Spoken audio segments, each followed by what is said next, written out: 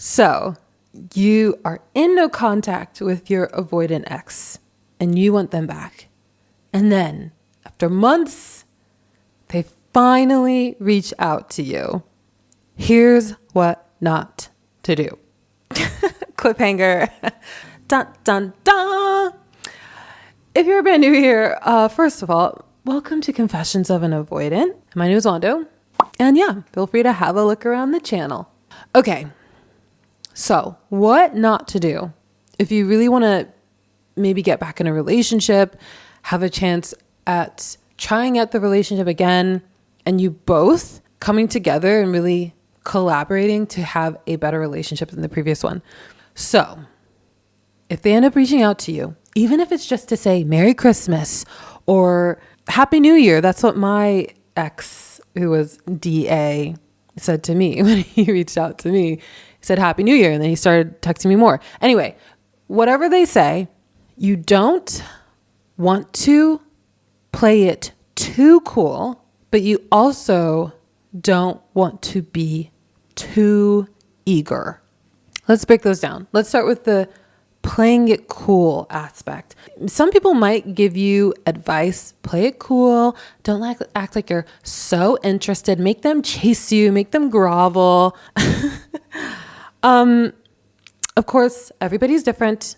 People are nuanced. But I will say in general, if you play it too cool and you need them to chase you, you need them to come back and get on their knees and be like, I regret needing time to maybe be apart from this relationship.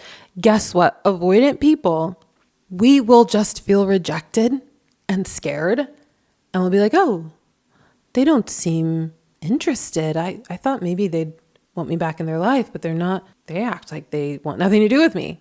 Maybe you've moved on. Maybe you don't like them anymore. These are the things that will run through their head. I know when I was in this situation with my ex, I know it was running through both of our heads. He told me. And I also know it was running through my head. I think we're both playing it too cool. This is why avoidance with avoidance just doesn't work. And so, yeah, as people who have a lot of deep wounds around neglect and rejection, if you play it too cool and you need them to apologize and do these grand gestures for how much they regret their decision or whatever, they are just going to feel rejected and they are going to maybe cut their losses. Avoidant people, we don't have experience with being vulnerable and being like, oh my God, I've just thought about it. And I realized after all this time that I made the biggest mistake ever. It's not, we're not going to do that. Maybe some might do it. Again, everybody's nuanced, but that's not a thing that we have practice with and training and precedents in our lives of having done. And it's the very thing that we're scared to do, which is to be that open, that vulnerable, that brave, essentially.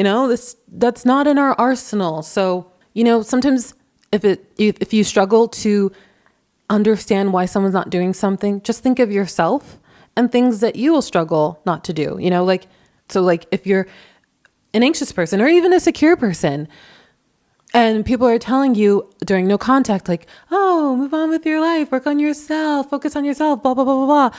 And show them that you're living your best life and you're listening to this advice. But then when it comes to actually doing it and just being alone for months and months and months and not talking to this person that you can't stop thinking about and just focusing on yourself, you're probably crying every day and you're miserable and you're struggling and you're constantly checking their social media because you struggle to be alone and regulate your emotions on your own and self-soothe. Those things don't come naturally to you. And it's there are things with avoidant people where something you might want them to do, it's so unnatural to them that you're essentially hoping that they're going to force themselves to do it. So that's why it might take time for one, if the avoidant eventually comes back, to one, say, hey, I'm back.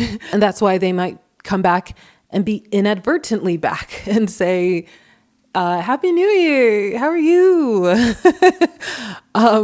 Because they're slowly trying to get up the courage to come back.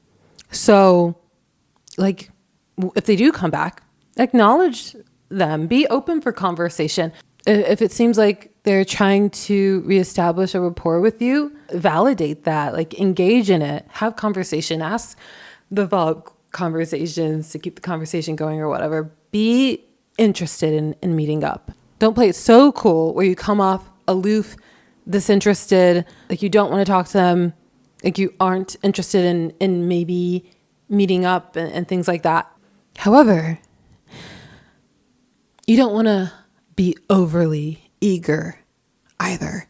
Before I elaborate on that, since you've made it this far in the video, can you please like it? That helps my videos so much. And also, if you're not subscribed, but you're binging all my videos, subscribe. You should subscribe, right?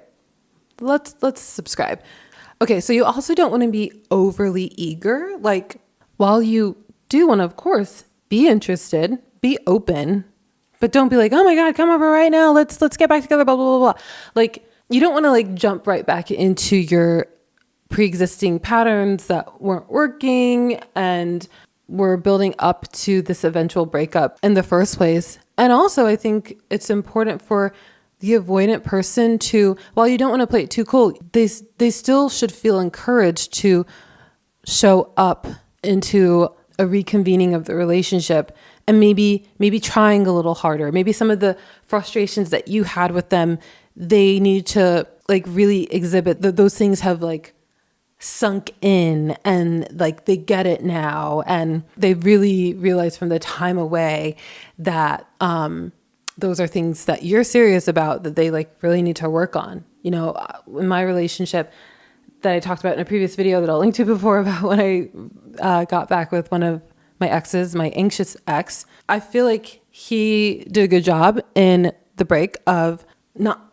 appearing desperate to get back with me. Even when we started talking again, he didn't seem desperate to get back with me, which was very attractive to me. And it also made me feel like I really wanted to be better for him. And it made me feel like, okay, I think this new version of our relationship will be better. We've both worked on things. We're both coming back, knowing the parts of ourselves that drove the other person crazy. And this is going to be better than the last time. He's being a little more mature and I'm being a little bit more mature. And this feels better. And it was better. It was better. It's a shame it didn't work out, but we lived in 2 different countries. In the end, I had to go back to my country. There was some other things, blah, blah, blah. Sometimes logistics and other things just catch up to you and it zaps all of the romance and attraction of the relationship, and you're like an old married couple. That's what happened in that relationship. But essentially, when we did come back together, we were better together. So that's why I also think it's important not to be overly eager and overly desperate and act like your life completely stopped while they were away. So yeah, I'm not sure why I'm talking so fast. I need to calm down. Anyway, thank you so much for watching this video. Thank you so much for watching all of my videos. I appreciate you guys so much, and I'll see you in the next video. Have a great day.